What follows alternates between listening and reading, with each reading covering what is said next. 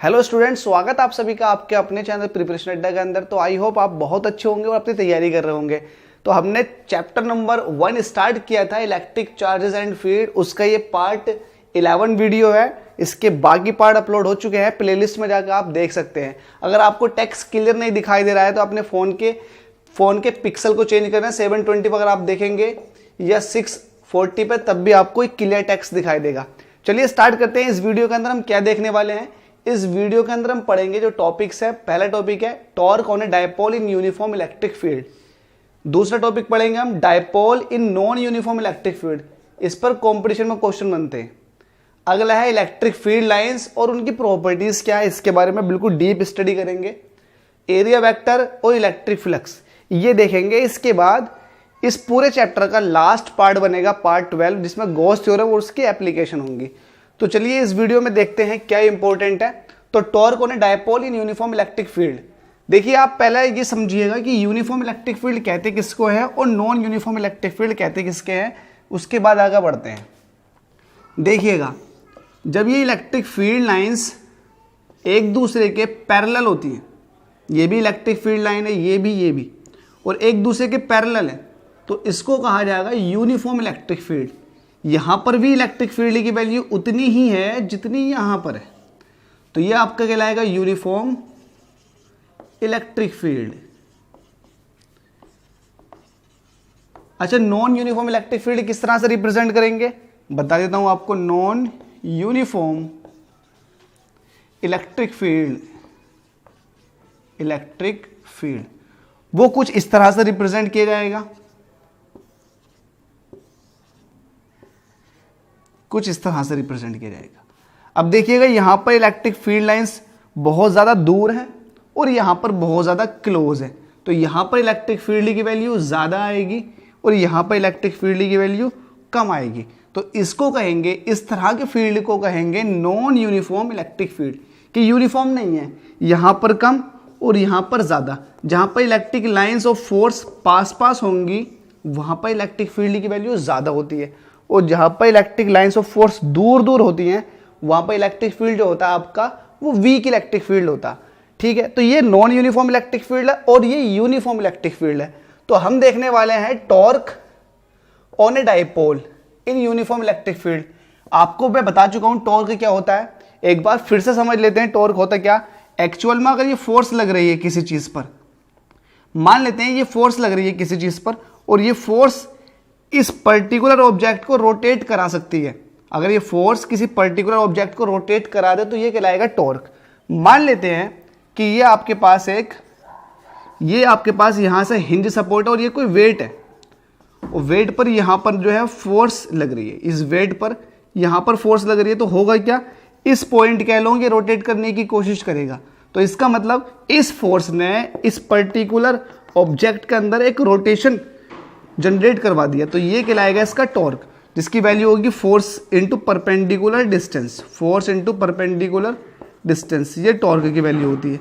ठीक है, तो हम देखेंगे कि टॉर्क किस पर, डायपोल पर। अगर डायपोल को यूनिफॉर्म इलेक्ट्रिक फील्ड के अंदर रख दिया जाए तब डायपोल पर कितनी फोर्स लगने वाली है, इस चीज को देखेंगे।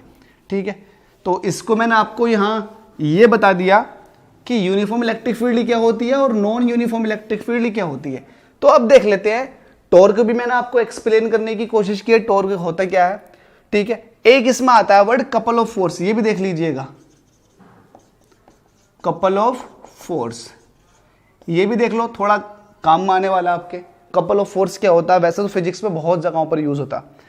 तो कपल ऑफ फोर्स क्या होता है, मान लेते हैं आपके पास कोई ये ऑब्जेक्ट है और यहां पर इस तरह की फोर्स लग रही है और यहां पर इस तरह की फोर्स लग रही है।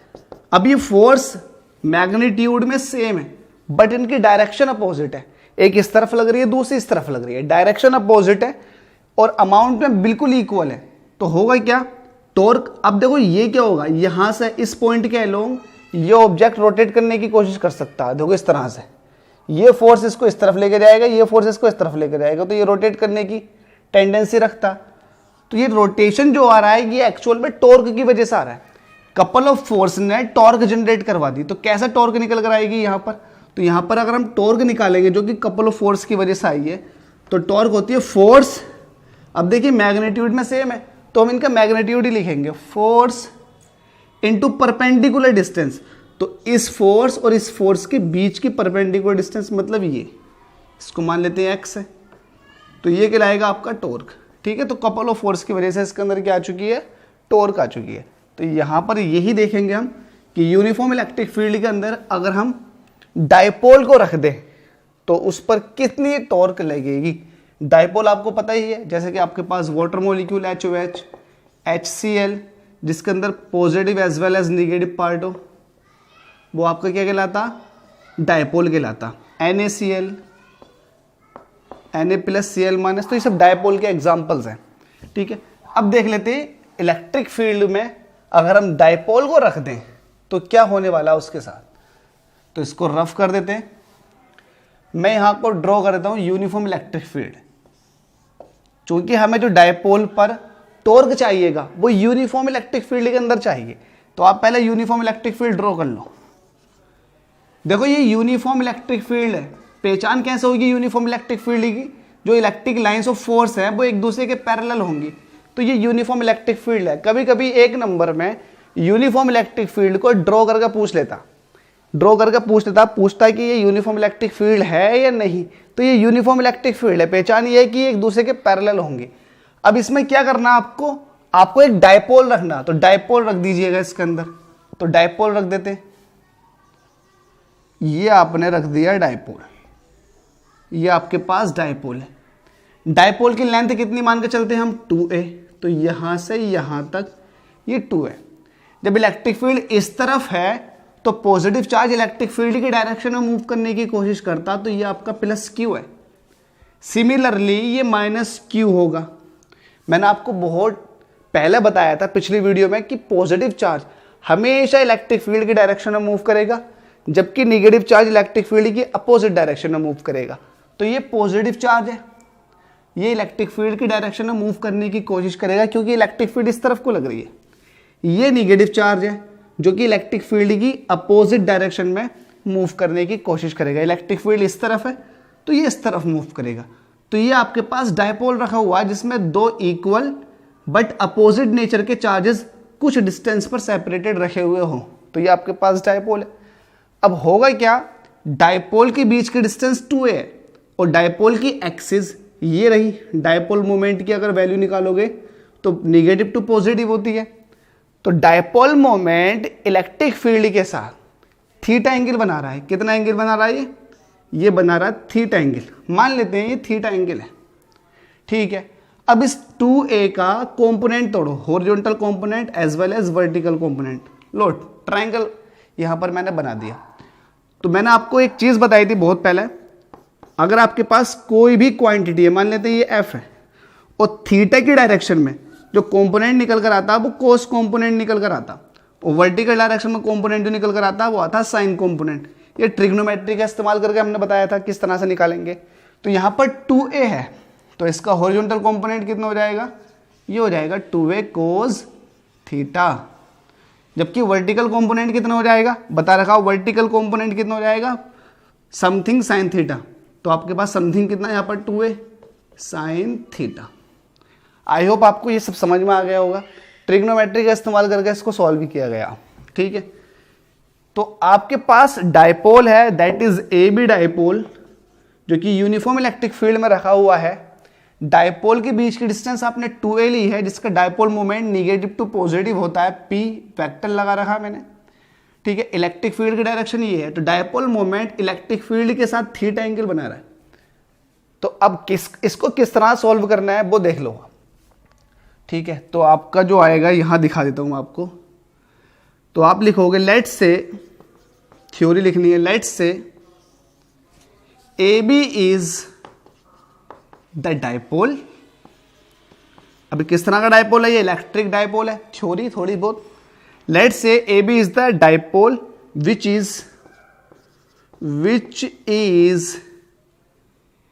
इज मेकिंग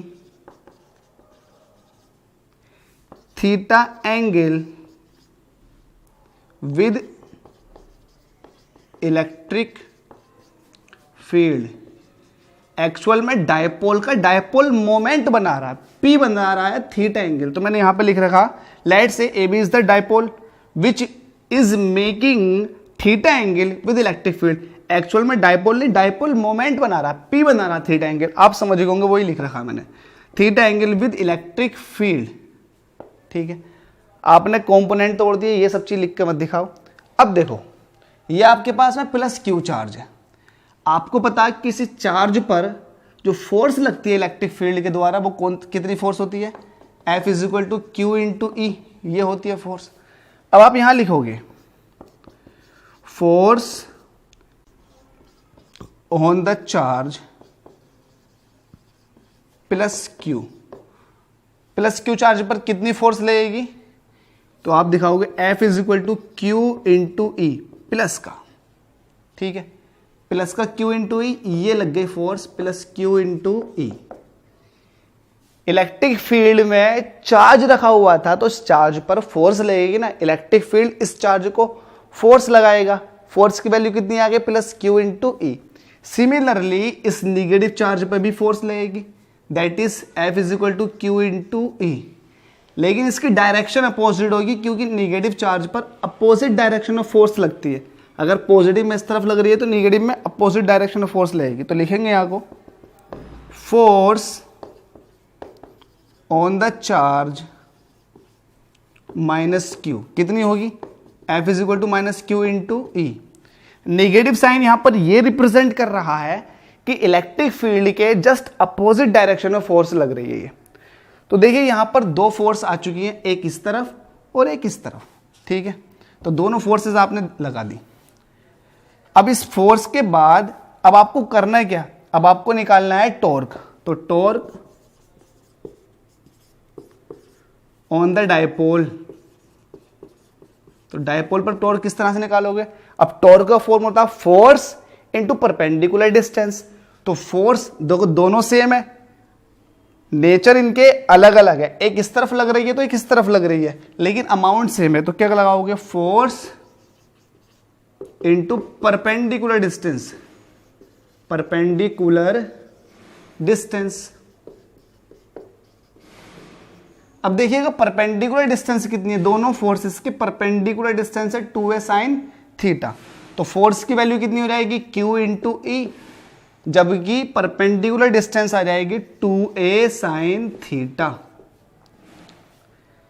इतना समझ लिया तो बाकी यहां समझ लेते हैं। आपके पास Q इंटू ई, ये फोर्स की वैल्यू आ गई, perpendicular distance 2a sine theta थी। अब इसको आप कंबाइन करके लिखिएगा, टॉर्क इज इक्वल टू, अब देखिएगा इलेक्ट्रिक फील्ड को आप अलग रहने दो और Q के साथ 2a को लिख दो, Q इंटू 2a, और साइन थीटा अलग रहने दो। और ये आपको पता है Q इंटू 2a क्या होता है, डायपोल मोमेंट, हमें बहुत पहले पता, आपको बता रखा था। P इज इक्वल टू कितना होता है, Q into 2a vector form में। तो इसकी जगह कह देंगे आप P, Q इंटू 2a की जगह क्या कह दोगे, P, और ये साइन थीटा ऐसे रहेगा, since P is equal to Q into 2a, ये तो आपको पता ही है। इसको ठीक करके लिखिएगा, टाउ इज इक्वल टू आ जाएगा PE साइन थीटा।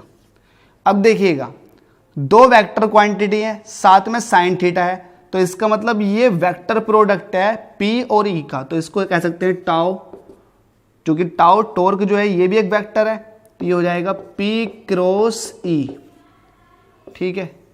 तो टाउ इज इक्वल टू कितना आ गया, P क्रॉस E, क्योंकि आपको पता है वेक्टर प्रोडक्ट में साइन थीटा आता है, जबकि डॉट प्रोडक्ट के अंदर जो आता है वो आता है कोस कंपोनेंट, ठीक है। जैसे कि आप किसी का डॉट प्रोडक्ट करोगे, ए वेक्टर डॉट बी वेक्टर, तो ये आ जाता है ए बी कोस थीटा। लेकिन अगर इन दोनों वेक्टर का क्रॉस प्रोडक्ट करोगे तो ये आता है ए बी साइन थीटा। तो जब ए बी साइन थीटा लिखा हुआ तो आप इसको ए क्रॉस बी भी तो कह सकते हो। तो वैसे ही कर रखा था पी साइन थीटा मतलब पी क्रॉस ए। इसका मतलब ये है जो आपके पास वेक्टर निकल कर आया टाउ, ये पी क्रॉस ई है, ठीक है। अब पी क्या है आपके पास, डायपोल मोमेंट। तो इसका डायग्राम बना कर देखते हैं।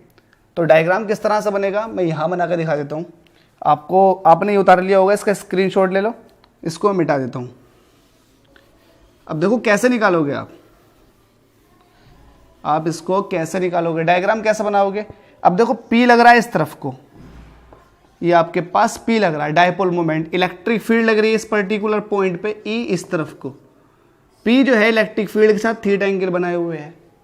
जब थीटा एंगल बनाए हुए हैं तो P क्रॉस E, आप P क्रॉस E निकालना चाह रहे हो, P क्रॉस E, तो ये राइट हैंड स्क्रू रूल के अकॉर्डिंग इसके डायरेक्शन का पता लगाते हैं। स्क्रू रूल क्या कहता है भाई, P की तरफ को आप जो है P की तरफ को रखो अपने स्क्रू का टिप जो है यहाँ पर रखो, इसको रोटेट कराओ एक क्वांटिटी से दूसरी क्वांटिटी की तरफ को।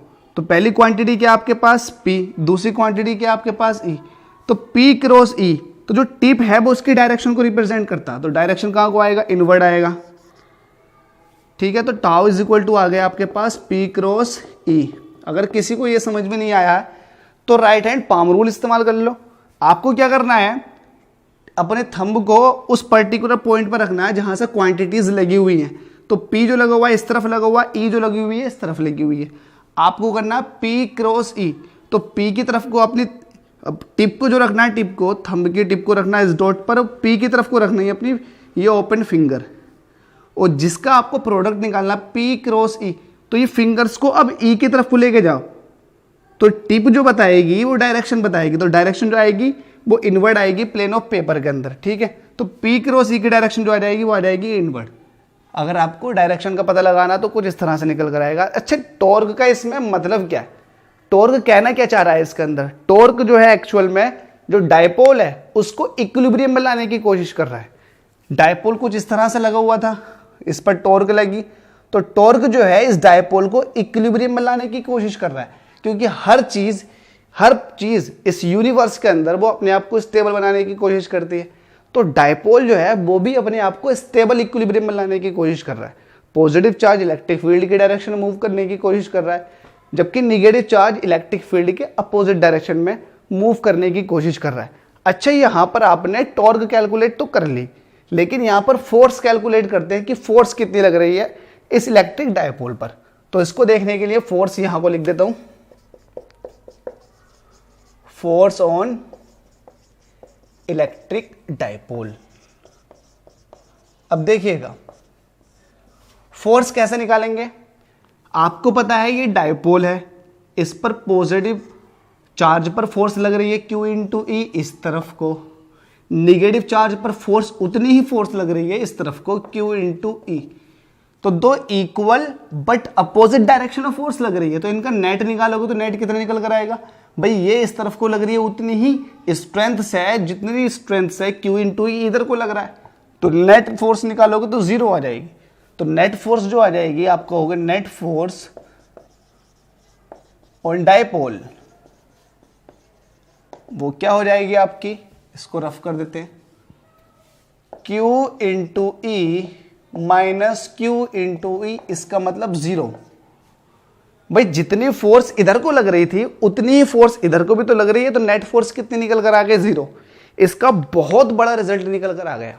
रिजल्ट ये निकल कर आया, नेट फोर्स जीरो होने का मतलब ये है कि डायपोल भाई इलेक्ट्रिक फील्ड में मूव नहीं करेगा आगे पीछे कहीं भी, बट अपनी जगह टॉर्क एक्सपीरियंस करेगा, रोटेट करेगा, अपनी जगह पर रोटेट करेगा, लेकिन मूवमेंट नहीं आएगा, ना तो आगे की तरफ को जाएगा ना पीछे की तरफ को जाएगा, क्योंकि आगे की तरफ जितनी फोर्स लग रही है उतनी ही फोर्स पीछे की तरफ को भी लग रही है, तो नेट फोर्स तो जीरो हो गई। इसका मतलब यूनिफॉर्म इलेक्ट्रिक फील्ड के अंदर अगर डायपोल रखी हुई है तो उस पर नेट फोर्स जीरो लगेगी। इसका मतलब ये हुआ कि उसके अंदर किसी तरह का ट्रांसलेटरी मोशन नहीं होगा, वो आगे पीछे मूव नहीं करेगी, बट टॉर्क एक्सपीरियंस करेगी। टॉर्क एक्सपीरियंस क्यों करेगी, क्योंकि टॉर्क की वैल्यू निकल कर आई है tau is equal to P sine theta. ठीक है, अब यहां से स्पेशल केस लेते हैं, तो दो स्पेशल केस आते हैं वो ले लेते हैं। आई थिंक आपने ये बना लिया होगा, बना लिया है तो इसको रफ कर देता हूं। यहां पर दो स्पेशल केस आते हैं। पहला केस ये आता है स्पेशल केस, पहला केस ये आता है when dipole moment makes theta is equal to 0 degree. Theta का मतलब क्या है, थीटा क्या था, इलेक्ट्रिक फील्ड और डायपोल मोमेंट के बीच का एंगल था ना, भाई इलेक्ट्रिक फील्ड ये लग रही थी हॉरिजॉन्टली, डायपोल मोमेंट इस तरफ था, तो इसके बीच का एंगल थीटा था। अब थीटा जीरो होने का मतलब क्या है? थीटा जीरो होने का मतलब ये है कि अगर इलेक्ट्रिक फील्ड लाइंस इस तरह से जा रही हैं तो डायपोल भी इलेक्ट्रिक फील्ड की डायरेक्शन में ही अलाइन है। ये प्लस का क्यू है और ये माइनस का क्यू है, ठीक है। तो इस कंडीशन में अगर आप टॉर्क निकालना चाहोगे तो आपके पास क्या आएगा, पी साइन थीटा। अब थीटा की वैल्यू कितनी है भाई, इसकी एक्सिस मतलब डायपोल मोमेंट इलेक्ट्रिक फील्ड के साथ कितना एंगल बना रहा है, ये इलेक्ट्रिक फील्ड है तो ये डायपोल मोमेंट भी है, तो दोनों एक ही तरफ को है वेक्टर, मतलब दोनों एक दूसरे के पैरेलल हैं, 0 डिग्री दोनों के बीच का क्या है, एंगल है। तो tau is equal to p e sine 0 निकल कर आ जाएगा। साइन 0 की वैल्यू होती है, सिंस साइन 0 जो होता है वो 0 होता है, तो टॉर्क की वैल्यू कितनी आ जाएगी, 0। इसका मतलब ये हुआ यूनिफॉर्म इलेक्ट्रिक फील्ड के अंदर अगर डायपोल मोमेंट इलेक्ट्रिक फील्ड के पैरेलल है तो उस पर किसी तरह का टॉर्क नहीं लगता, तो ना तो किसी तरह का टॉर्क लगेगा और ना उस पर नेट फोर्स आएगा, नेट फोर्स 0 निकल कर आएगा। इट मीन्स ना तो ये आगे को मूव करेगा और ना ही ये रोटेट करता है। तो इसमें आपने ये देखा, अगर आपके पास डायपोल मोमेंट जो है theta is equal to 0 degree angle बना रहा है तो इसको बोलेंगे हम ये स्टेबल इक्विलिब्रियम में है। और इस कंडीशन में ना तो डायपोल हमारा रोटेट करता है और ना ही डायपोल हमारा आगे को मूव करता है, तो ना तो ट्रांसलेटरी मोशन होती है और ना ही इसके अंदर रोटेशन आता है, क्योंकि रोटेशन तभी आएगा जब टॉर्क होगा और टॉर्क यहाँ पर 0 है, तो यहाँ पर किसी तरह कोई रोटेशनल मोशन भी नहीं आएगी और ना ही ट्रांसलेटरी मोशन आएगी। इसके बाद इसको कहेंगे हम कि ये स्टेबल इक्विलिब्रियम है। कौन से इक्विलिब्रियम में, स्टेबल इक्विलिब्रियम। अब बात करते हैं हम जब हमारे पास थीटा, वैन दूसरा केस है हमारे पास ये, when theta is equal to 180 degree angle. अब देखिए theta is equal to 180 degree angle का मतलब ये है, इसका पहला मतलब क्या, मतलब समझ लो यार, उसके बाद बात करते हैं। तो आपके पास ये इलेक्ट्रिक फील्ड है, ये इलेक्ट्रिक फील्ड है आपके पास। अब इलेक्ट्रिक फील्ड तो यूनिफॉर्म है क्योंकि एक इलेक्ट्रिक लाइंस ऑफ फोर्स जो है वो एक दूसरे के पैरेलल है, बट इसके अंदर क्या होगा, इसके अंदर निगेटिव चार्ज यहाँ रखा हुआ होगा, सॉरी पॉजिटिव चार्ज की जगह निगेटिव चार्ज यहाँ आएगा और पॉजिटिव चार्ज यहाँ आएगा, मतलब डायपोल जो है जस्ट अपोजिट होगा पहले वाले के, ठीक है। तो इस कंडीशन में एंगल जो बनाएगा, डायपोल मोमेंट है इस तरफ लगा हुआ, इलेक्ट्रिक फील्ड है इस तरफ, तो इलेक्ट्रिक फील्ड आ गई ये और डायपोल मोमेंट आ गया ये, इन दोनों के बीच एंगल कितना बनेगा, 180 डिग्री। आई थिंक आपको ये बात समझ में आ गई होगी। तो 180 डिग्री एंगल है तो पहली बात तो ये हर चीज़ स्टेबल होने की कोशिश करती है। पॉजिटिव वाला तो इलेक्ट्रिक फील्ड की डायरेक्शन में ही मूव करेगा ना, उसको पागल कुत्ते ने थोड़ी ना काटा, जब पीछे को मूव करेगा निगेटिव डायरेक्शन में, इधर को थोड़ी नहीं आएगा, वो तो आगे को मूव करेगा, ठीक है। तो हर चीज़ अपने आप को स्टेबल बनाने की कोशिश करती है, तो पॉजिटिव चार्ज आगे को मूव करता, लेकिन मैंने इस सिस्टम में आपको पॉजिटिव चार्ज पीछे दिखाया जो कि इलेक्ट्रिक फील्ड के जस्ट पीछे की तरफ है, मतलब इस तरफ नहीं है, और निगेटिव चार्ज इस तरफ दिखाया। तो भाई ऐसा जो है ऑटोमेटिक तो होगा नहीं, ऑटोमेटिक तो ये होगा कि पॉजिटिव चार्ज इलेक्ट्रिक फील्ड के डायरेक्शन में मतलब इस तरफ दिखाई देगा जबकि निगेटिव चार्ज इस तरफ, तो ये ऑटोमेटिक नहीं हुआ है, तो इसको किया जाता है एक्सटर्नल सोर्स के थ्रू। तो इसको कहा गया अनस्टेबल इक्विलिब्रियम। अनस्टेबल इक्विलिब्रियम में अगर यहाँ पर आप टॉर्क कैलकुलेट करना चाहोगे तो टॉर्क निकालने के लिए आप लगाओगे पी साइन थीटा। अब पी साइन 180 की वैल्यू कितनी होती है, अगेन साइन 180 की वैल्यू 0 होती है, तो ये पूरा का पूरा 0 हो जाएगा। इसका मतलब इस कंडीशन में भी टॉर्क 0 निकल कर आएगी। टॉर्क 0 है इस कंडीशन में, और आपको पता है नेट फोर्स भी 0 है इस कंडीशन में। नेट फोर्स तो यूनिफॉर्म इलेक्ट्रिक फील्ड में 0 होती है, net force uniform electric field में डायपोल पर 0 होती है, तो आप रट लो लाइन को, ठीक है। समझा भी दिया मैंने, एक्सप्लेन भी कर दिए। तो इस कंडीशन में टॉर्क भी 0 है और फोर्स भी 0, बट ये एक अनस्टेबल इक्विलिब्रियम है। अनस्टेबल इक्विलिब्रियम क्यों है, क्योंकि भाई हर चीज़ अपने आप को स्टेबल बनाने की कोशिश करती है। पॉजिटिव चार्ज इलेक्ट्रिक फील्ड की डायरेक्शन में मूव करना चाहिए था, लेकिन हमने अपोजिट डायरेक्शन में दिखा रखा है। इसका मतलब यही है कि एक्सटर्नल सोर्स के थ्रू ये एनर्जी मिली होगी ताकि ये इसको अनस्टेबल इक्विलिब्रियम में लाया गया होगा, ठीक है। तो ये अनस्टेबल इक्विलिब्रियम का, तो आपके पास यूनिफॉर्म इलेक्ट्रिक फील्ड के ये 2 केस हो गए। इसके बाद हमारे पास जो आता है अगला टॉपिक वो आता है dipole in non uniform electric field, और आपको मैं एक्सप्लेन कर चुका हूं पहले ही नॉन यूनिफॉर्म इलेक्ट्रिक फील्ड किस तरह की होती है, ठीक है। इस पोर्शन में सब आपको उतारना है, पहले इसको उतारना, फिर इसको उतार लेना है, स्टेबल इक्विलिब्रियम, अनस्टेबल इक्विलिब्रियम। अगर आपके पास आ जाए एमसीक्यू में अनस्टेबल इक्विलिब्रियम के लिए टॉर्क की वैल्यू कितनी होती है 0, स्टेबल इक्विलिब्रियम में टॉर्क की वैल्यू कितनी होती है अगेन 0, स्टेबल इक्विलिब्रियम में फोर्स की वैल्यू कितनी होती है डायपोल पर तो वो भी 0, अनस्टेबल इक्विलिब्रियम में फोर्स की वैल्यू कितनी होती है नेट फोर्स की वैल्यू डायपोल पर तो वो भी 0। स्टेबल अनस्टेबल में सिर्फ और सिर्फ थीटा का फर्क है, स्टेबल इक्विलिब्रियम में theta is equal to 0 degree, लेकिन अनस्टेबल इक्विलिब्रियम में theta is equal to 180 degree. ठीक है, तो ध्यान रहे इस बात का। इन सब चीज़ों को रफ कर देते हैं, अगला देखते हैं, अगला टॉपिक क्या अपना। अब हम क्या कर रहे हैं, हमारे पास जो इलेक्ट्रिक डायपोल है उसको हम नॉन यूनिफॉर्म इलेक्ट्रिक फील्ड में रख रहे हैं, और आपको अच्छे से पता है नॉन यूनिफॉर्म इलेक्ट्रिक फील्ड होती किस तरह की है, मैंने आपको बताया था। अगेन मैं आपको फिर से रिपीट करके बता दूंगा। देखिए आपके पास जो इलेक्ट्रिक लाइंस ऑफ फोर्स होती है जिनको माइकल फैराडे ने एक्सप्लेन किया था, हम आगे भी देखेंगे इलेक्ट्रिक फील्ड लाइंस, जिसको फील्ड लाइंस कहते हैं, लाइन ऑफ फोर्स भी कहा जाता।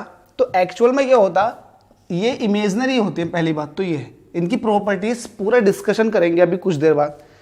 फिलहाल मैं बता दूंगा, अगर इलेक्ट्रिक फील्ड लाइंस कुछ इस तरह की है, कुछ इस तरह की है, इलेक्ट्रिक फील्ड लाइंस यहाँ पर बहुत ज़्यादा है और यहाँ पर बहुत कम है, तो इनके नंबर ही डिसाइड करेंगे कि भाई इलेक्ट्रिक फील्ड कहाँ ज़्यादा होने वाली है। तो जहाँ पर इलेक्ट्रिक फील्ड लाइंस पास पास में होंगी, इसको मान लेते हैं, देखिए इसको ए, इसको बी, इसको सी। तो जहाँ पर इलेक्ट्रिक फील्ड लाइंस पास पास में होंगे वहाँ पर इलेक्ट्रिक फील्ड की वैल्यू ज़्यादा होगी, और जहाँ पर इलेक्ट्रिक फील्ड लाइंस बहुत ज़्यादा दूर होंगी, रेयर होंगी, तो वहाँ पर इलेक्ट्रिक फील्ड की वैल्यू कम होगी। अगर मैं यहाँ बात करूँ कि इलेक्ट्रिक फील्ड, ये डायग्राम दे दूँ और एक एमसीक्यू जनरेट कर दूँ, और एमसीक्यू जनरेट का मतलब क्या है, the correct order of electric field, बताइएगा क्या होगा करेक्ट ऑर्डर। पहला ऑप्शन है आपके पास EA greater than EB greater than EC, second option है आपके पास EA is equal to EB is equal to EC, third option है आपके पास EA greater than EB but less than EC, और चौथा ऑप्शन है आपके पास EC greater than EB greater than EA। तो बताइए इसमें से कौन सा ऑप्शन है। तो देखिए आपको पता है जहाँ पर इलेक्ट्रिक फील्ड लाइंस पास पास में होती है उसका इलेक्ट्रिक फील्ड ज़्यादा होगा, मतलब EC ज़्यादा होगा EB से, और EB के पास इलेक्ट्रिक फील्ड लाइंस पास पास में यहाँ दूर दूर है, तो EB जो है वो EC से ज़्यादा होगा, EA से ज़्यादा होगा। तो जहाँ ये ऑर्डर आपको दिखाई दे वही आपका करेक्ट मतलब ऑप्शन रहेगा। तो EC ग्रेटर देन EB गैन, तो फोर्थ ऑप्शन क्या हो जाएगा आपका करेक्ट हो जाएगा। तो मैंने ये एक MCQ के माध्यम से समझा दिया, ये पूछा जा चुका किसी एग्जाम में। ठीक है, तो ऐसे तैयार रखें अपने आप को। तो जहाँ पर इलेक्ट्रिक फील्ड लाइंस एक दूसरे के पास पास होंगी वहाँ पर इलेक्ट्रिक फील्ड बहुत ज़्यादा होगी। ठीक है, तो हम डायपोल को रख रहे हैं in non uniform electric field. तो ठीक है, नॉन यूनिफॉर्म इलेक्ट्रिक फील्ड पहले आपको मैं ड्रॉ करके दिखा देता हूँ। देखिए ड्रॉ करके दिखा दिया, ये नॉन यूनिफॉर्म इलेक्ट्रिक फील्ड है। ठीक है, आपने अब क्या रखा, यहाँ पर डायपोल को रखा, डायपोल आपने रख दिया। अब डायपोल को दो तरह से रखेंगे हम, एक तो पैरेलल, दूसरा एंटी पैरेलल। ठीक है, तो हम तब रख रहे हैं जब पैरेलल है। पैरेलल क्या चीज है, डायपोल मोमेंट इलेक्ट्रिक फील्ड के पैरेलल है, मतलब ये इलेक्ट्रिक फील्ड के पैरेलल का मतलब ये कहना चाह रहा हूं, देखिए इंक्रीजिंग इलेक्ट्रिक फील्ड इस तरफ है, तो मैं ई दिखा दूं इस तरफ को, ये क्या है, इंक्रीजिंग इलेक्ट्रिक फील्ड। तो जो डायपोल मोमेंट है वो इंक्रीजिंग इलेक्ट्रिक फील्ड की तरफ है, इसलिए मैं जो वर्ड इस्तेमाल कर रहा हूं पैरेलल वाला वो ये कर रहा हूं। तो इंक्रीजिंग इलेक्ट्रिक फील्ड है आपका इस तरफ को, तो डायपोल मोमेंट जो है वो भी इस तरफ को है, तो बना दीजिएगा। तो इस तरफ होने का मतलब ये है प्लस का चार्ज इधर होगा और माइनस का चार्ज इधर होगा। अब देखिए यहां पर होना क्या है, यहां पर आपको वही बताना नेट फोर्स कितनी लग रही होगी इस पर आपको बताना टॉर्क कितनी लग रही होगी, दो चीजें बतानी है, नेट फोर्स कितनी लग रही है, टॉर्क कितनी लग रही है। तो आपको अब यहां थोड़ा दिमाग का इस्तेमाल करना है। मैं आपसे पूछूं यहां पर इलेक्ट्रिक फील्ड ज्यादा है, पहले देखते हैं फोर्स। तो फोर्स के लिए आप ये देखो कि यहां पर इलेक्ट्रिक फील्ड ज्यादा है, ये यहां पर इलेक्ट्रिक फील्ड ज्यादा। आप कहोगे कि सर इंक्रीजिंग इलेक्ट्रिक फील्ड तो इस तरफ को है, मतलब इधर इलेक्ट्रिक फील्ड ऑब्वियसली ज्यादा होगा।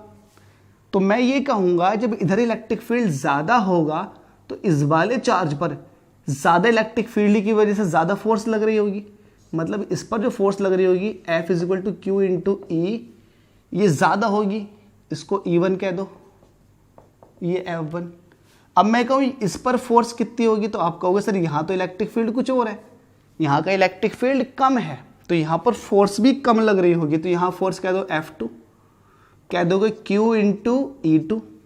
यहाँ पर इलेक्ट्रिक फील्ड आपने E2 कह रखी है, यहाँ पर इलेक्ट्रिक फील्ड आपने E1 कह रखी है यहाँ पर, और आपको पता E1 ज़्यादा है E2 से, तो इसका मतलब यहाँ पर लगने वाली फोर्स चार्ज पर ज़्यादा होगी, यहाँ पर लगने वाली फोर्स चार्ज पर कम होगी, क्योंकि चार्ज का अमाउंट तो सेम है, अमाउंट सेम है, फोर्स इस वाले चार्ज पर ज़्यादा लग रही होगी, इस वाले चार्ज पर कम लग रही होगी, तो ज़्यादा फोर्स इधर को, कम फोर्स इधर को, तो नेट फोर्स किधर को आएगी, ओब्वियसली इधर को आएगी, राइट हैंड साइड में। तो ज़्यादा फोर्स इस तरफ को है और कम फोर्स इस तरफ को, मतलब F1 जो है वो F2 से, तो F1 ज़्यादा है F2 से, तो भाई रिजल्टेंट जो आएगा वो ज़ीरो नहीं आएगा। ज़ीरो कब आया था, जितनी right hand side of force थी उतनी left hand side of force थी, मतलब यूनिफॉर्म इलेक्ट्रिक फील्ड के केस में। लेकिन यहाँ पर नॉन यूनिफॉर्म इलेक्ट्रिक फील्ड है, it means right hand side में जो फोर्स लग रही होगी वो ज़्यादा लग रही है, लेफ्ट हैंड साइड में जो फोर्स लग रही है वो कम लग रही है, तो नेट फोर्स जो आ जाएगी वो राइट हैंड साइड, मतलब इंक्रीजिंग इलेक्ट्रिक फील्ड की तरफ को आ जाएगी। पहली बात तो ये, तो एफ नेट जो आ जाएगा वो किधर को आ जाएगा, in the direction of increasing electric field. I hope आपको क्लियर दिखाई दे रहा होगा, अगर क्लियर नहीं दिखाई दे रहा तो पिक्सल चेंज कर लें। अब टॉर्क की बात करते हैं। अब देखिए टॉर्क जब निकालते हैं हम, टॉर्क कैसे निकालते हैं, टॉर्क होता है P sin थीटा, और आपको पता है आपने टॉर्क जो रखा है उसका डायपोल मोमेंट जो है वो इलेक्ट्रिक फील्ड के पैरेलल है। इट मींस इसका मतलब क्या हुआ, थीटा = 0 डिग्री। जब थीटा 0 है तो साइन 0 की वैल्यू हो जाएगी 0, मतलब टॉर्क नहीं लगेगा, टॉर्क कितना हो जाएगा 0, ठीक है। और आपको पता भी है जब इलेक्ट्रिक फील्ड की डायरेक्शन में ही होता है डायपोल तो उस पर कोई टॉर्क नहीं लगती है। टॉर्क कब मैक्सिमम लगती है, torque tau = PE sin theta. Torque maximum कब लगेगी, जब साइन थीटा मैक्सिमम होगा, और साइन थीटा मैक्सिमम होता है, साइन थीटा की वैल्यू होती है 1 मैक्सिमम, और थीटा होता है 90 डिग्री पर। इसका मतलब ये है इलेक्ट्रिक फील्ड अगर ये लग रही है तो डायपोल अगर इस तरह से लगा हुआ है तब इस पर मैक्सिमम डायपोल मोमेंट ये रहा, इलेक्ट्रिक फील्ड ये रहा, तब इस पर मैक्सिमम टॉर्क लगती है, ठीक है। जब इलेक्ट्रिक फील्ड इस तरफ को है, इलेक्ट्रिक फील्ड इस तरफ को, और डायपोल यूं खड़ा कर दो, तो भाई जब तब मैक्सिमम फोर्स लगेगी, तो ये इस तरह से रोटेट हो तो वह इलेक्ट्रिक फील्ड की डायरेक्शन में आ जाएगा, टॉर्क लगने का ये मकसद था, ठीक है। लेकिन जो चीज़ पहले से ही ऐसा है, इलेक्ट्रिक फील्ड भी इस तरफ को है और डायपोल मोमेंट भी इस तरफ को है, तो क्या इस पर टॉर्क लगेगी, भाई टॉर्क तो लगेगी नहीं, क्योंकि ये पहले ही इक्विलिब्रियम में है, ठीक है। तो इसका मतलब इस केस में टॉर्क हो जाएगी 0, बट नेट फोर्स कुछ निकल कर आएगा। नेट फोर्स जो आएगा वो इंक्रीजिंग इलेक्ट्रिक फील्ड के डायरेक्शन में आ जाएगा। तो पहला केस है जब पैरेलल हो, डायपोल मोमेंट इलेक्ट्रिक फील्ड के पैरेलल हो, तब क्या होगा, तो नेट फोर्स जो होगा वो इंक्रीजिंग इलेक्ट्रिक फील्ड की तरफ को होगा। क्यों होगा, आपको पता भाई, यहाँ पर फोर्स ज़्यादा, यहाँ पर फोर्स कम, ओवरऑल रिजल्टेंट इधर को आएगा। अगर ये फोर्स कम और ज़्यादा की बात समझ में नहीं आ रही तो एक रफ एग्जांपल लेता हूँ। मान लेते हैं 10 न्यूटन की फोर्स इधर लग रही है और 2 न्यूटन की फोर्स इधर लग रही है, तो 10 न्यूटन इधर को लग रहा है, कोई 10 न्यूटन का फोर्स लगा रहा है उस तरफ को, 2 न्यूटन का फोर्स लगा रहे हो आप अपनी तरफ को, तो अल्टीमेटली आप उसके 10 न्यूटन के फोर्स को 2 न्यूटन से कम कर रहे हो, तो 10 - 2 मतलब 8 न्यूटन बचेगा, तो 8 न्यूटन का फोर्स उस तरफ को तो लगेगा। इसका मतलब ये कि 8 न्यूटन का फोर्स है वो खींच रहा है उधर वाला बंदा। तो ऐसा ही था, इधर वाली फोर्स ज़्यादा थी, इधर वाली फोर्स कम थी, तो नेट फोर्स आ गई इंक्रीजिंग इलेक्ट्रिक फील्ड की तरफ को। दूसरा केस आता है इसके अंदर, क्या आता है, एंटी पैरेलल वाला, एंटी पैरेलल, ठीक है। एंटी पैरेलल क्या है, आपने डायपोल मोमेंट को एंटी पैरेलल रख दिया इंक्रीजिंग इलेक्ट्रिक फील्ड के, तो इंक्रीजिंग इलेक्ट्रिक फील्ड तो यही था, पहले वाला दिखा दो आप। लेकिन इस बार इधर जो रखा हुआ होगा वो होगा आपका निगेटिव, और इस तरफ रखा हुआ होगा आपका पॉजिटिव। ठीक है, डायपोल मोमेंट हो गया इस तरफ को, इलेक्ट्रिक फील्ड हो गया इस तरफ को, तो इंक्रीजिंग इलेक्ट्रिक फील्ड जो है वो इस तरफ है, ठीक है। ये क्या है आपका इंक्रीजिंग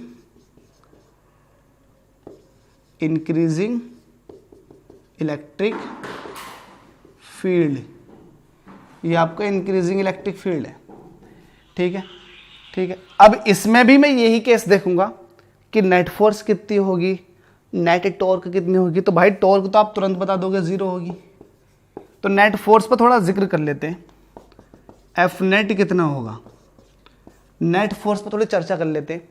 अब देखिए नेट फोर्स पर चर्चा करने के लिए आपको पता है यहाँ पर इलेक्ट्रिक फील्ड की वैल्यू ज़्यादा, इस वाली लाइन को मिटा दूँ तभी कभी आप कंफ्यूज हो जाओ।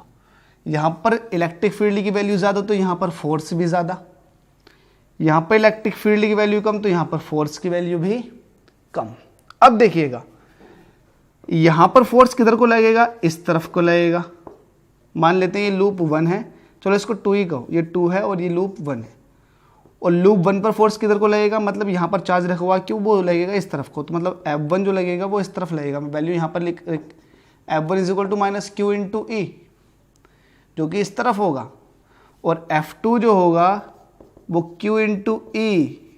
अच्छा यहाँ 2 कहा तो 2 दिखा दो, यहाँ E कहा 1 E1 कहा तो यहाँ E1 दिखा दो। अब देखिएगा F1 की वैल्यू जो है वो ज़्यादा है, F2 की वैल्यू जो है वो कम है, क्योंकि F2 यहाँ फोर्स लग रही है, F1 यहाँ फोर्स लग रही है, तो F1 ज़्यादा है F2 से, तो नेट फोर्स कितनी निकल कर आ जाएगी, नेट फोर्स आ जाएगी F1 - F2। तो F1 ज़्यादा है, F2 कम है, तो F1 इधर को लग रही है ना, F1 इधर को लग रही है, F2 इधर को लग रही है, तो ये वैल्यू ज़्यादा है और ये वैल्यू कम है, तो ओवरऑल वैल्यू जो आएगी रिजल्टेंट की वो इस तरफ को आएगी। तो इस तरफ क्या है, इस तरफ फोर्स की वैल्यू आ गई नेट फोर्स की, लेकिन इंक्रीजिंग इलेक्ट्रिक फील्ड तो इधर को है। अगर इंक्रीजिंग इलेक्ट्रिक फील्ड इधर को है तो इसका उल्टा क्या हो जाएगा, डिक्रीजिंग इलेक्ट्रिक फील्ड, मतलब इधर इलेक्ट्रिक फील्ड कम है, तो नेट फोर्स जो आ जाएगा, तो नेट फोर्स ऐसे लिख देंगे, net force comes in the direction of decreasing electric field. तो डिक्रीज, इधर तो डिक्रीज हो रहा ना, इधर तो बढ़ रहा था, इधर कम हो रहा, तो नेट फोर्स इधर को निकल कर आई है, मतलब कम वाले इलेक्ट्रिक फील्ड की तरफ को आई है।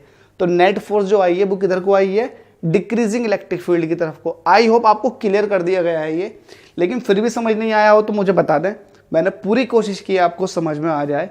एक बार फिर से, इधर फोर्स जो है वो कम लग रही है, सॉरी ज़्यादा लग रही है, इधर फोर्स लग रही है कम, तो नेट फोर्स आ जाएगी इस तरफ को, तो इस तरफ जो है इलेक्ट्रिक फील्ड की वैल्यू है कम, तो इसका मतलब नेट फोर्स जो आ जाएगी वो आ जाएगी डिक्रीजिंग इलेक्ट्रिक फील्ड की तरफ को। इधर जो है डिक्रीजिंग इलेक्ट्रिक फील्ड है, तो नेट फोर्स जो आएगा वो डिक्रीजिंग इलेक्ट्रिक फील्ड की तरफ को आएगा। ये आपसे कभी कभी एमसीक्यू में पूछ लेता है कि टॉर्क मैक्सिमम कब होगा, तो थीटा जब 90 होगा तब टॉर्क मैक्सिमम होगा किसी भी डायपोल पर। ठीक है, डायपोल के एग्जांपल भी बता दिए मैंने, जैसे कि NaCl हो गया, H2 हो गया, इसको रफ कर देते हैं। इसके बाद हमारा अगला टॉपिक आता है इलेक्ट्रिक लाइन ऑफ फोर्सेस। ये बहुत अच्छा और मज़ेदार इंटरेस्टिंग टॉपिक है। Electric field lines, electric field lines कहते हैं किसको है, देखिएगा भाई, इसको बाकी को रफ कर देते हैं। अगर आप SL अरोड़ा पढ़ रहे हैं तो मैं उसी के ही हिसाब से चल रहा हूँ, उसी का आप बिल्कुल टॉपिक टू टॉपिक उसी के लिए गए हैं। आप वहाँ से विजिट करके उसको देख करके आप देख सकते हैं कि मैं कौन से टॉपिक पढ़ा रहा हूँ, कहाँ चल रहा हूँ। तो बताते हैं इलेक्ट्रिक लाइंस ऑफ फोर्स, जिसको बोलते हैं electric field lines. Electric field lines, देखिए ये होती क्या है। एक्चुअल में एक साइंटिस्ट थे जिनका नाम था माइकल फेराडे। माइकल फेराडे ने ही अपना बहुत बड़ा कंट्रीब्यूशन दिया था electric as well as magnetic field lines के बारे में। उन्होंने क्या करना चाहा, उन्होंने इसके बिहेवियर के बारे में डिस्कस करने की कोशिश की, उसी को उन्होंने इलेबोरेट किया। उन्होंने क्या कहा, उन्होंने कहा कि अगर आप इलेक्ट्रिक फील्ड के अंदर किसी पॉजिटिव चार्ज को रख देते हैं तो इलेक्ट्रिक फील्ड उस पॉजिटिव चार्ज पर एक फोर्स एक्सर्ट करता, जिसकी वजह से ये पॉजिटिव चार्ज मूव करना शुरू कर देता है। अगर ये मूव करने के लिए फ्री है, ठीक है, अगर ये स्वतंत्र है मूवमेंट के लिए, तो ये मूव करना शुरू कर देगा, और जिस पाथ पर मूव करेगा वो पाथ ही कहलाएगा, वो कर्व ही कहलाएगा इलेक्ट्रिक फील्ड लाइंस। क्या कहलाएगा? Electric field line. ठीक है, ऐसे ही मैग्नेटिक फील्ड के बारे में, मैग्नेट का हम कोई डिस्कशन नहीं कर रहे, इलेक्ट्रिक फील्ड का डिस्कशन कर रहे हैं। तो उन्होंने कहा जो कर्व है, जिस कर्व पर पॉजिटिव चार्ज मूव करके गया है, वो कर्व ही कहलाएगा आपका इलेक्ट्रिक फील्ड लाइन। अगर आप इसको एक्सप्लेन करना चाह रहे हो, what is electric field line? It is the curve, it is the curve along which a positive charge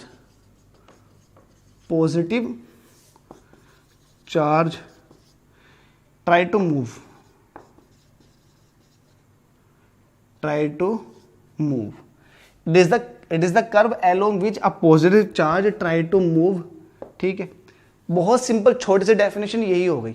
positive charge move करने की कोशिश करता है उस पथ पर। ठीक है, और अगर मैं टेंजेंट ड्रॉ कर दूं, मान लेते हैं पॉजिटिव चार्ज कुछ इस तरह से मूव करता हुआ गया, इस पाथ को फॉलो करता हुआ गया। ठीक है, इस पाथ को फॉलो करता हुआ गया। ठीक है, तो ये तो हमें पता लग गया इलेक्ट्रिक फील्ड लाइन है, इलेक्ट्रिक फील्ड लाइन का। लेकिन अगर मैं यहां पर देखना चाहूंगा कि इलेक्ट्रिक फील्ड कितना होगा, यहां पर देखना चाहूंगा, तो यहां पर देखने के लिए आपको एक टेंजेंट ड्रॉ करनी पड़ेगी इस तरह से। तो ये इलेक्ट्रिक फील्ड की डायरेक्शन को यहां पर देखना चाहोगे तो टेंजेंट ड्रॉ करोगे कुछ इस तरह से, ये तो ये टेंजेंट बताएगी, टेंजेंट और दिखा दो कि इलेक्ट्रिक फील्ड इस तरफ को है, यहां पर बताएगी टेंजेंट कि इस तरफ को इलेक्ट्रिक फील्ड है। ठीक है, अगर यहां देखोगे आप तो टेंजेंट कुछ इस तरह से आएगी, बिल्कुल टेंजेंट ये। तो यहां पर ये ए कह दो, यहां बी कह दो, ये सी कह दो।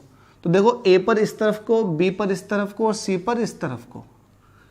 तो इस पर्टिकुलर कर्व पर जो कि कंटिन्यूअस है, अगर आपको इलेक्ट्रिक फील्ड की डायरेक्शन चाहिए तो आपको उस पर्टिकुलर पॉइंट पर टेंजेंट ड्रॉ कर देना होगा जहां पर आपको डायरेक्शन चाहिए। तो माइकल फैराडे ने ये कॉन्सेप्ट दिया था, it is the curve along which a positive charge try to move. Simple सी डेफिनेशन, पॉजिटिव चार्ज क्या करता है? मूव करता है इस कर्व पर। तो इसी को कहा गया है इलेक्ट्रिक फील्ड लाइंस। एक्चुअल में इसको लाइन ऑफ फोर्स भी कहते हैं, लेकिन लाइन ऑफ फोर्स कहना थोड़ा मिसलीडिंग होगा, फील्ड लाइन कहें तो ज्यादा अच्छा होगा। ठीक है, इसमें अब एक चीज हो रहा है कि ये पहली बात एक इमेजनरी है, आपको दिखता नहीं है, लेकिन इससे बहुत बड़ी बड़ी प्रॉब्लम सॉल्व हो गई। इससे ये पता लग जाता है कि आपके पास पॉजिटिव चार्ज जो होता है उससे इलेक्ट्रिक फील्ड लाइंस बाहर की तरफ को निकलती हैं, और नेगेटिव चार्ज जो होता है उससे इलेक्ट्रिक फील्ड लाइंस इनवर्ड अंदर की तरफ को आती हैं। ठीक है, ये प्रॉपर्टीज के अंदर डिस्कस करेंगे। तो देख लेते हैं इसकी प्रॉपर्टीज के बारे में। प्रॉपर्टीज बहुत ध्यान से सुनना, मैं ये नहीं कहता कि प्रॉपर्टीज डायरेक्ट एग्जाम में आ जाएंगी, लेकिन भाई प्रॉपर्टीज काफी हद तक आपको हेल्प करती है कॉन्सेप्ट को समझने में। तो ठीक है, इनकी प्रॉपर्टीज के बारे में डिस्कस कर लेते हैं। पहली प्रॉपर्टी ये है, जो इलेक्ट्रिक फील्ड लाइन है वो कंटिन्यूअस कर्व बनाएगी, स्मूथ कंटिन्यूअस कर्व। ठीक है, ऐसा नहीं है कि ब्रेकिंग आ जाए कहीं भी, तो ब्रेकिंग नहीं आएगी, कंटिन्यूअस कर्व आएगा। तो इट फॉर्म, पहला है it forms smooth continuous curve. दूसरा पॉइंट, पहला पॉइंट क्लियर हो गया। दूसरा पॉइंट ये है कि ये क्लोज लूप नहीं बनाती। क्लोज लूप से मतलब क्या है? जिस तरह से आपके पास एक मैग्नेट होती है, नॉर्थ और साउथ होता है, तो नॉर्थ से मैग्नेटिक फील्ड लाइंस निकलती है, साउथ पर जाकर टर्मिनेट हो जाती है। तो इस तरह से इसके अंदर नहीं होता, इसके अंदर नहीं होता। मैग्नेट तो उसके अंदर नॉर्थ और साउथ दोनों पोल एग्जिस्ट करते हैं, कोई एक पोल एक मैग्नेट के अंदर एग्जिस्ट नहीं करता। ठीक है, तो आइसोलेटेड मोनोपोल एग्जिस्ट तो नहीं करते, लेकिन मेरे भाई आइसोलेटेड चार्ज एग्जिस्ट करते हैं। प्लस का चार्ज कहीं और एग्जिस्ट कर सकता है, निगेटिव चार्ज कहीं और एग्जिस्ट कर सकता है। ऐसा नहीं है कि पॉजिटिव चार्ज निगेटिव चार्ज एक साथ हो, है ना, ऐसा जरूरी नहीं है। पॉजिटिव चार्ज कहीं और एग्जिस्ट कर सकता है, निगेटिव चार्ज कहीं और, लेकिन मैग्नेट के अंदर positive sorry north as well as south pole दोनों एग्जिस्ट करते एक ही साथ, ठीक है। तो यहाँ पर मोनोपोल एग्जिस्ट नहीं करते, तो ये क्लोज लूप बना लेती हैं। लेकिन इलेक्ट्रिक फील्ड लाइंस ये क्लोज लूप नहीं बनाती हैं। अगर आपके पास पॉजिटिव चार्ज है तो इसे इलेक्ट्रिक फील्ड लाइंस निकलेंगी और ये इनफाइनाइट पर जाकर टर्मिनेट हो जाएंगी। इनफाइनाइट पर जाकर क्या हो जाएंगी? टर्मिनेट हो जाएंगी इलेक्ट्रिक फील्ड लाइंस। तो क्या है आपके पास? Electric field lines never form closed loop. Short में लिख रहा हूं, कभी ये क्लोज लूप नहीं बनाती हैं, ठीक है। अगला क्या है? अगला ये है थर्ड पॉइंट। थर्ड पॉइंट में डिस्कस करेंगे कि अगर आपके पास सपोज दैट ये प्लस का चार्ज है, तो प्लस के चार्ज के through electric field line surface से बाहर सरफेस के परपेंडिकुलर होंगी। परपेंडिकुलर वाला पॉइंट भी लिखेंगे हम। अब देखिएगा ये इलेक्ट्रिक फील्ड लाइंस जा रही हैं, किसी एक चार्ज की इलेक्ट्रिक फील्ड लाइंस है, तो इलेक्ट्रिक फील्ड लाइंस आगे को मूव करते हुए चली जाएंगी, ठीक है। तो कहीं ऐसा नहीं मिलेगा कि दो इलेक्ट्रिक फील्ड लाइन आपस में एक दूसरे को काट दें, आपस में नहीं काटेंगी। तो क्या लिखेंगे हम? Two field lines of a single charge cannot be cross each other. एक दूसरे को कभी भी क्रॉस नहीं करेंगी। क्यों नहीं करेंगी? हम मान लेते हैं कि क्रॉस कर गई, भाई किसी पर्टिकुलर पॉइंट पे ऐसे क्रॉस कर गई, तो जहां पर पॉइंट ऑफ क्रॉस है या पॉइंट ऑफ इंटरसेक्शन है, यहां पर अगर इलेक्ट्रिक फील्ड निकालना चाहोगे तो एक डायरेक्शन तो ये आ गई इलेक्ट्रिक फील्ड की और एक डायरेक्शन आ जाएगी ये टेंजेंट ड्रॉ करके। तो किसी एक चार्ज की किसी पर्टिकुलर पॉइंट पर दो इलेक्ट्रिक फील्ड की डायरेक्शन हो, ऐसा पॉसिबल ही नहीं है।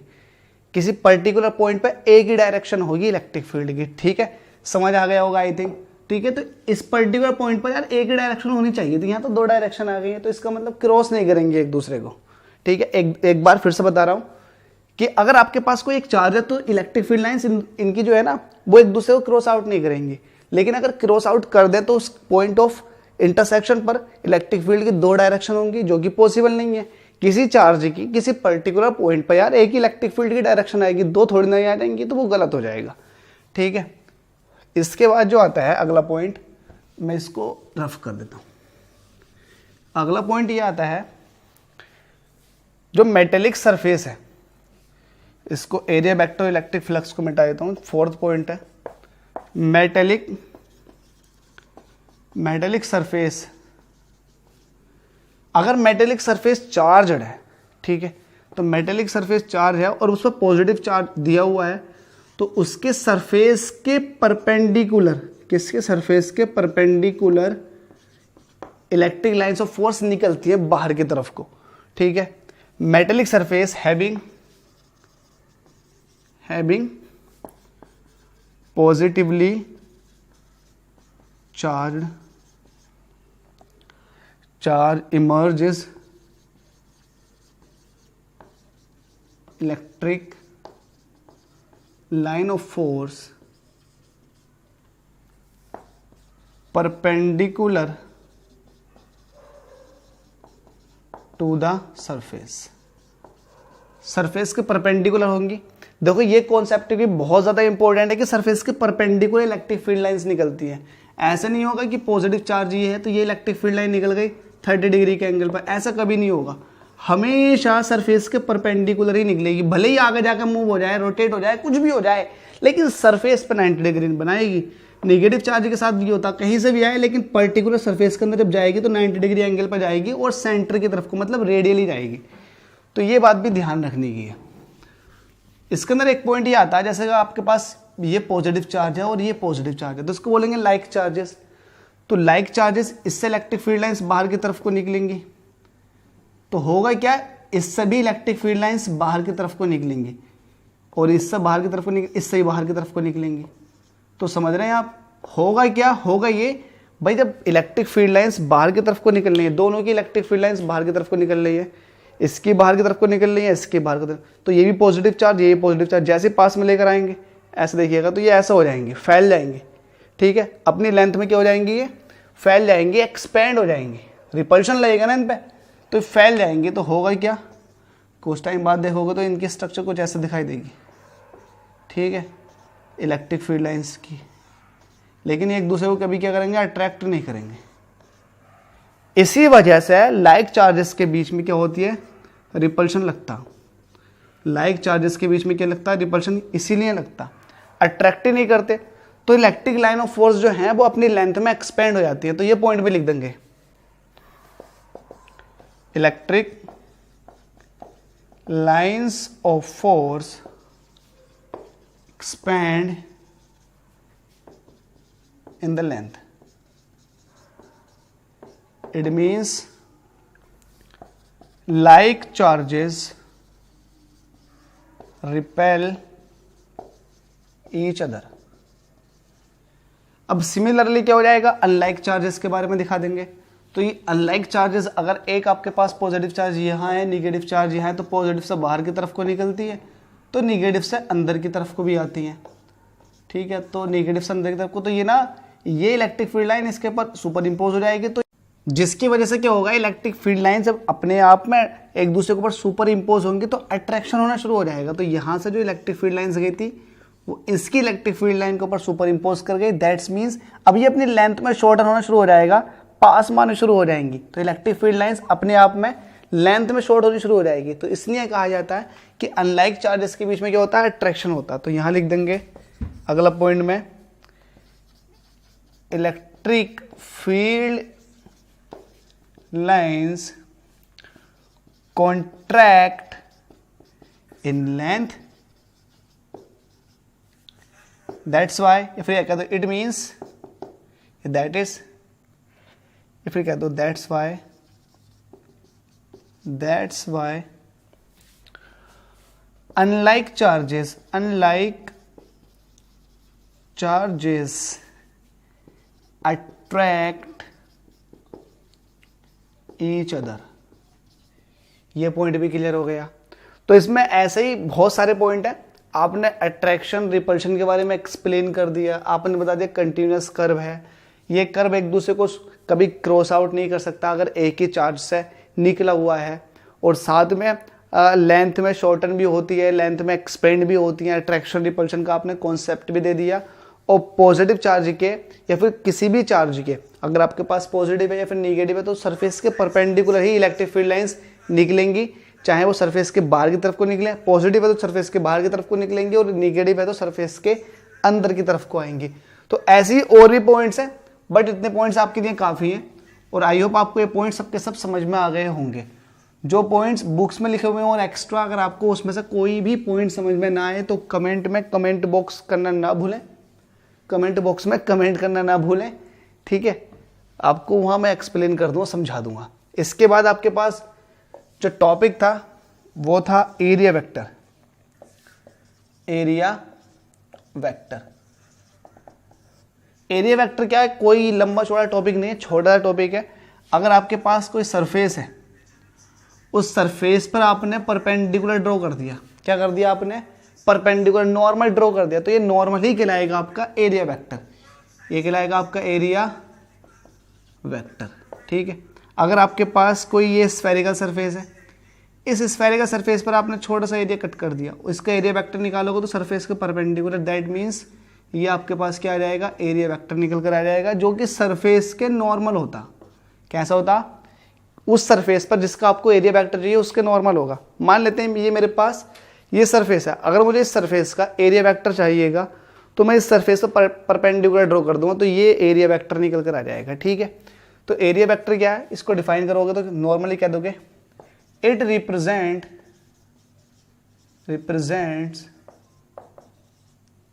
रिप्रेजेंटेड, कह दो it is represented by the normal of the surface,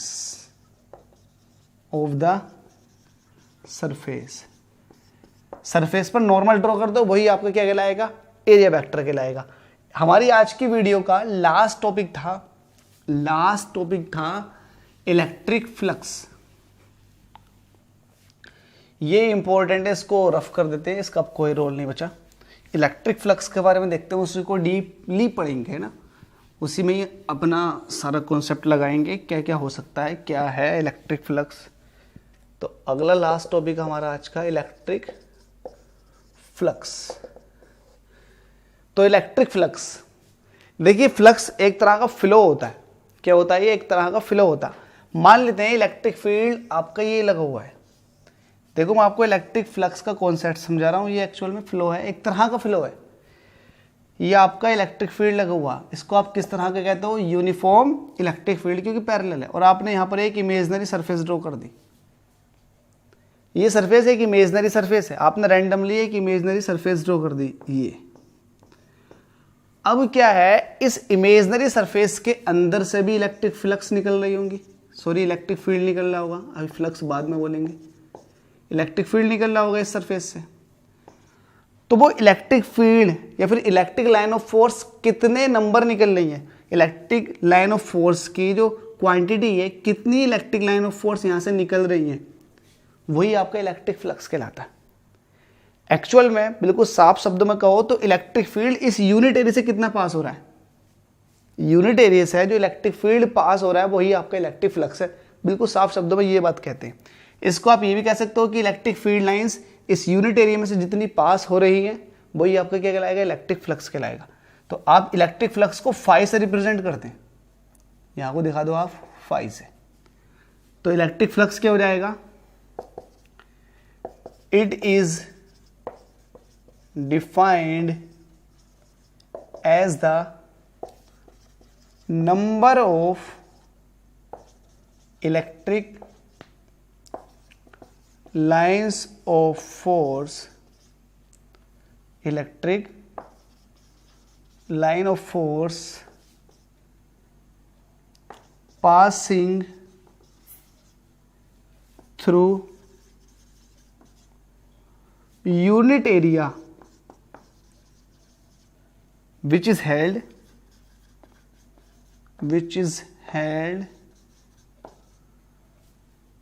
normally to the electric field. कुछ नहीं है, जो मैंने आपको बोला वही है। इलेक्ट्रिक फील्ड ये है, इसके नॉर्मली आपने परपेंडिकुलर आपने क्या कर दिया, एक इमेजनरी एरिया लगा दिया है ना। इमेजनरी एरिया यहाँ पर आपने हेल्ड कर रखा। अब इसके अंदर से कितना नंबर निकल रहा है इलेक्ट्रिक लाइन ऑफ फोर्स को, वही आपकी इलेक्ट्रिक फ्लक्स कहलाएगी। ठीक है, इस यूनिट एरिया में जितनी पास हो रही है। तो इलेक्ट्रिक फ्लक्स का फॉर्मूला क्या हो जाएगा, phi is equal to e into a, phi is equal to e into ए। तो ये फाई का जो हो जाएगा फॉर्मूला हो जाएगा phi is equal to e into a. एक बार फिर से, it is define as the number of electric line of force, है ना। इलेक्ट्रिक लाइन ऑफ फोर्स कितनी निकलनी है, पासिंग थ्रू यूनिट एरिया। इस यूनिट एरिया में से कितनी पास हो रही है, आप इसको यूनिट मान लो। तो यूनिट एरिया में से जो electric line, electric field of line या फिर इलेक्ट्रिक लाइन ऑफ फोर्स निकल रही है, वही आपकी इलेक्ट्रिक फ्लक्स है। ठीक है, तो it is define as the number of electric line of force passing through unit area which is held. क्या चीज हेल्ड है, ये यूनिट एरिया जो हेल्ड है वो इलेक्ट्रिक फील्ड के परपेंडिकुलर। एक बात और है, जो यहां से इलेक्ट्रिक लाइन ऑफ फोर्स निकल के जा रही है तो वो इस सरफेस के नॉर्मली निकल के जाएंगी यहां से, नॉर्मली। ठीक है, तो नॉर्मली वर्ड यहाँ के लिए भी आता है, लेकिन फिलहाल मैंने नॉर्मली वर्ड जो यूज किया है वो इस इमेजनरी सरफेस के लिए क्या है, जो कि इलेक्ट्रिक फील्ड के नॉर्मल है। ठीक है, जो इलेक्ट्रिक लाइन ऑफ फोर्स होती है वो सरफेस के नॉर्मली पास होकर जाती है, नॉर्मली पास होकर जा रही है 90 डिग्री बनाते हुए। ठीक है, it is defined as the number of electric line of force passing, यहां को लिख सकते हो passing normally to the unit area, ये भी कर सकते हो, normally to the unit area. ठीक है, फाई इज इक्वल टू कितना हो जाएगा, ए इंटू ए। ये कब है, जब आपका 90 डिग्री बना रहा है, नॉर्मली रखा हुआ है सरफेस इलेक्ट्रिक फील्ड के। लेकिन अगर ऐसा ना हो करके ऐसा होता, सरफेस ये है, इलेक्ट्रिक फील्ड लाइंस ये जा रही है, तब आप क्या करते, तब इस केस में जो कि एरिया वेक्टर अगर देखोगे या फिर सरफेस पर एरिया ड्रॉ करोगे तो ये निकल कर आएगा। एरिया जो है वो आपका ये है और electric field E angle, theta angle बना रहा है। इलेक्ट्रिक फील्ड ई जो है वो थीटा एंगल बना रहा है सरफेस के साथ, लेकिन हमें इलेक्ट्रिक फील्ड, जिसको कह रहे हैं हम इलेक्ट्रिक लाइन ऑफ फोर्स, वो तो सरफेस के परपेंडिकुलर चाहिए, है ना, नॉर्मली पास होकर जा रही है। तो आप इस इलेक्ट्रिक फील्ड का कंपोनेंट तोड़ोगे जो सरफेस के परपेंडिकुलर, जो एरिया वेक्टर है उसके डायरेक्शन में निकल कर आए। सरफेस के परपेंडिकुलर जो कि एरिया वेक्टर है उसी के डायरेक्शन में निकल कर आना चाहिए। दूसरे शब्दों में इलेक्ट्रिक फील्ड जो आना चाहिए वो सरफेस के नॉर्मल आना चाहिए, बस सीधी सी बात। तो इलेक्ट्रिक फील्ड को सरफेस के नॉर्मल कैसे लेकर आओगे? तो भाई जाहिर सी बात है, थीटा के डायरेक्शन में जो कंपोनेंट आता है वो कोस कंपोनेंट आ जाएगा। तो यहाँ आ जाएगा आपके पास ई कोस थीटा। ठीक है, इसको सिंगल इलेक्ट्रिक फील्ड के रूप में दिखाएंगे तो इलेक्ट्रिक फील्ड ये है और ये आपका एरिया वेक्टर आ गया, तो थीटा एंगल ये है। तो आपको करना क्या होगा, जो इलेक्ट्रिक फील्ड है वो आपको सरफेस के नॉर्मली पास कराना होता। तो भाई नॉर्मल कंपोनेंट आपको चाहिए, तो नॉर्मल कंपोनेंट जो आ जाएगा, ये वाला कंपोनेंट नॉर्मल कंपोनेंट होगा इलेक्ट्रिक फील्ड का। तो ये कंपोनेंट आपके पास ई कोस थीटा। कॉम्प्लेक्स ज्योमेट्री के अंदर इस तरह से दिखाते हैं, सिंपली आपको ऐसे दिखाना पड़ेगा। तो यहाँ कितना निकल कर आ जाएगा formula, phi is equal to e. अब ई कितना आपके पास, नॉर्मल वाला वो है आपके पास ई कोस थीटा, और एरिया कितना आपके पास, एरिया तो ए है, तो phi is equal to e cos theta into a. सही करके लिखोगे तो phi is equal to e a cos theta. अब देखिए मैंने आपको पहले बताया था डॉट प्रोडक्ट के बारे में और आपका वेक्टर प्रोडक्ट के बारे में। तो आपके पास डॉट प्रोडक्ट, जिसको आप स्केलर प्रोडक्ट बोलते हो, वो आपका ये है ई इंटू ए कोस थीटा। जैसे कि मैंने आपको बताया था ए बी कोस थीटा का, दोनों का डॉट प्रोडक्ट करते हैं तो ए बी कोस थीटा निकल कर आएगा। अगर इसका क्रॉस प्रोडक्ट करेंगे आप तो ये आ जाएगा आपके पास ए बी साइन थीटा। तो डॉट प्रोडक्ट, तो यहाँ पर कोस कंपोनेंट है, तो किस तरह का प्रोडक्ट आएगा, डॉट प्रोडक्ट। तो फाई इज इक्वल टू कितना हो जाएगा वेक्टर का, E vector dot A vector. अब देखिएगा ई क्या है, इलेक्ट्रिक फील्ड, ये अपने आप में वेक्टर क्वांटिटी है। ए क्या है, एरियल वेक्टर जो सरफेस के परपेंडिकुलर है, तो ये भी वेक्टर क्वांटिटी है। दो वेक्टर का डॉट प्रोडक्ट तो एक स्केलर क्वांटिटी देता। फाई जो है इलेक्ट्रिक फ्लक्स, ये एक स्केलर क्वांटिटी है, ये वेक्टर क्वांटिटी नहीं है। ठीक है, फाई क्या है आपके पास, एक स्केलर क्वांटिटी। अब फाई का यूनिट देख लेते हैं, यूनिट क्या है। आपको फाई समझ आ गया होगा किस तरह से निकालना, आपको सिंपल है यार, फाई कोई टफ नहीं है। Phi is equal to e ए, फॉर्मूले को याद रखें, बहुत जगहों पर यूज होगा। तो phi is equal to e ए, इसका यूनिट निकालेंगे, यूनिट ऑफ फाई। तो क्या हो जाएगी भाई फाई की यूनिट, तो फाई इज इक्वल टू क्या होता है आपके पास, ई इंटू ए। अब ई क्या होता है, ई होता है आपके पास एफ अपॉन क्यू इंटू ए। एफ का यूनिट होता है न्यूटन, क्यू का होता है कुलाम, और एरिया का होता है मीटर स्क्वायर। सही करके लिखोगे क्या हो जाएगा, newton metre square coulomb inverse. ठीक है, एक तो ये हो गया। एक यूनिट और है इसका, उसको कैसे दिखाएंगे, आपके पास फाई इज इक्वल टू क्या है आपके पास, ई इंटू ए। तो यहाँ से आपके पास newton metre square coulomb inverse था। तो यहाँ से आप इसको ना इलेक्ट्रिक फील्ड को वोल्टेज में कन्वर्ट करो, वोल्ट में, तो इसको कह देंगे V upon D into A. चूँकि ई जो होता है वो वी अपॉन डी के बराबर होता है। आगे आप पढ़ोगे पोटेंशियल ग्रेडियंट के अंदर भी है, पोटेंशियल डिफरेंस के अंदर भी है, बहुत जगहों पर पढ़ोगे आप। E is equal to v upon d, जहाँ पर डी डिस्टेंस है और वी क्या है, पोटेंशियल है। तो पोटेंशियल के लिए आता वोल्ट, एरिया का आ जाएगा मीटर स्क्वायर, और डी का क्या आ जाएगा, मीटर आ जाएगा। तो 1 मीटर से 1 मीटर कट जाएगा, तो यहाँ आ जाएगा वोल्ट मीटर। तो फाई क्या होता है आपके पास, वोल्ट मीटर भी होता है। फाई वोल्ट मीटर भी हो गया, और फाई हो गया newton metre square coulomb inverse. तो एक तो ये आपके पास यूनिट निकल कर आ गई। यूनिट पूछी गई थी इस बार भी, इलेक्ट्रिक फील्ड की पूछी गई थी ना। इसका डायमेंशन फॉर्मूला और निकाल लेते हैं फाई का। तो फाई इज इक्वल टू क्या आपके पास, ई ए। फाई का आपको डायमेंशनल फॉर्मूला चाहिए। अच्छा, इलेक्ट्रिक फील्ड का क्या होता है, इलेक्ट्रिक फील्ड होता है E is equal to F upon Q into ए। तो एफ का क्या होता है, एफ का होता है m l t minus two. किसी को ये भी नहीं पता तो मैं शुरू से बता देता हूँ। एफ का क्या फॉर्मूला क्या होता है, एफ होता है एम इंटू ए। फोर्स का फॉर्मूला क्या होता है, f is equal to m a. ये एरिया है, ये ऐसे रहेगा, क्यू ऐसे रहेगा। चलो, मास का क्या होता है, एम। ये है आपके पास ए एक्सीलरेशन। ए जो होता है इसका यूनिट होता है मीटर पर सेकंड स्क्वायर। तो मीटर के लिए एल, सेकंड स्क्वायर के लिए T2। तो ये एफ का लिखा गया, मतलब एम ए का लिखा गया एम एल टी अपॉन, मतलब m l upon t square. ठीक है, जिसको मैंने डायरेक्टली लिखा था m l t minus two. तो आप भी डायरेक्ट लिखना सीख लो फोर्स का mL_t-2, क्योंकि t ऊपर जाकर हो जाएगा t-2। तो mL_t-2 मैंने इसलिए लिख रखा था। एरिया ये क्या हो जाएगा आपका, हो जाएगा लेंथ का 2, लेंथ की पावर 2, क्योंकि एरिया जो होता है लेंथ इंटू ब्रेथ, L2 हो जाएगा, क्योंकि लेंथ हो या ब्रेथ दोनों को मीटर में ही नापोगे, मीटर को आप L कहोगे, ठीक है। Q का क्या हो जाएगा, Q का हो जाएगा 80, क्योंकि हम पहले भी सॉल्व कर चुके Q = IT से, इसको रफ कर देते हैं। तो यहाँ से देखोगे तो आप क्या निकल कर आ जाएगा, तो mL यहाँ पर हो जाएगा mL3, T2 ये है, T है, T-3 A-1, तो यहाँ से निकल कर आ जाएगा mL3 T-3 A-1, आपका ये फाई का निकल कर आ जाएगा। तो यहाँ से फाई का डायमेंशन फॉर्मूला आपने निकाल दिया। फाई = क्या था आपके पास, E × A। तो फाई का आपने जब डायमेंशन फॉर्मूला निकाला तो निकल कर आया mL3 T-3 A-1।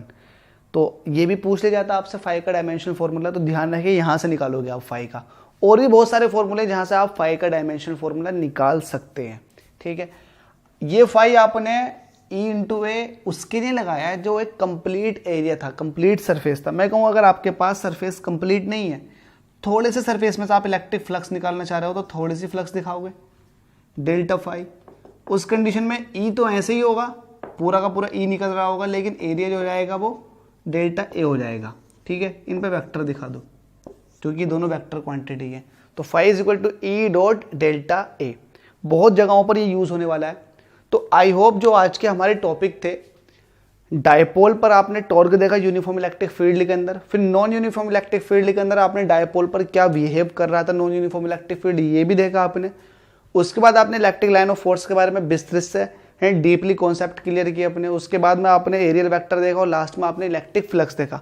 Electric flux आपको पता लग गया, स्केलर क्वांटिटी है, इसका यूनिट देखा, इसका डायमेंशन फॉर्मूला देखा और इसकी खुद की डेफिनेशन देखी, और आपने कॉन्सेप्ट को क्लियर किया किस तरह से आपको इलेक्ट्रिक फ्लक्स निकालना। तो एक बात ध्यान रखनी है, इलेक्ट्रिक फ्लक्स के अंदर आपको इलेक्ट्रिक फ्लक्स को सरफेस के परपेंडिकुलर लेना, ठीक है। अगर इलेक्ट्रिक फ्लक्स सरफेस से कोई एंगल बना रही होगी, मान लेते हैं थीटा एंगल बना रही होगी, तो आपको सरफेस के परपेंडिकुलर लेना। आपको ये देखना है कि परपेंडिकुलरली कितना इलेक्ट्रिक फील्ड पास हो रहा है इस एरिया में से। तो कुछ नहीं है, electric flux ultimately electric field ही है जो पर्टिकुलर एरिया में से पास होगा यू नॉर्मली, ठीक है। नॉर्मली वर्ड ध्यान रखें, आपको नॉर्मली वर्ड यूज करना है। क्यों? क्योंकि आपको अगर आपने नॉर्मली वर्ड इस्तेमाल नहीं किया तो आप इलेक्ट्रिक फील्ड लिखी जगह इलेक्ट्रिक फील्ड लिख दोगे और कॉस कंपोनेंट आपका रह जाएगा। इसलिए आपको नॉर्मली वर्ड इस्तेमाल करोगे तो इसका मतलब ये है कि इलेक्ट्रिक फील्ड का आपको नॉर्मली पास कराना। अगर एंगल पर भी है तो कंपोनेंट लेकर के नॉर्मली पास कराना सरफेस के, और आपको फाई = तब जाके E × A फॉर्मूला लगाना है। आई होप वीडियो आपको अच्छी लगी होगी, सारे कॉन्सेप्ट आपके क्लियर हो गए होंगे। लेकिन फिर भी कोई कॉन्सेप्ट रह गया है तो आप कमेंट बॉक्स में कमेंट करके अपने डाउट्स क्लियर कर लें। वीडियो अच्छी लगी हो तो लाइक कर दे, चैनल को सब्सक्राइब कर दे, और जो स्टूडेंट तैयारी कर रहे हैं बोर्ड की या फिर अपने नीट की तैयारी कर रहे हैं या फिर IIT की तैयारी कर रहे हैं तो उन लोगों तक वीडियो को शेयर कर दें। वीडियो देखने के लिए आपका बहुत बहुत धन्यवाद।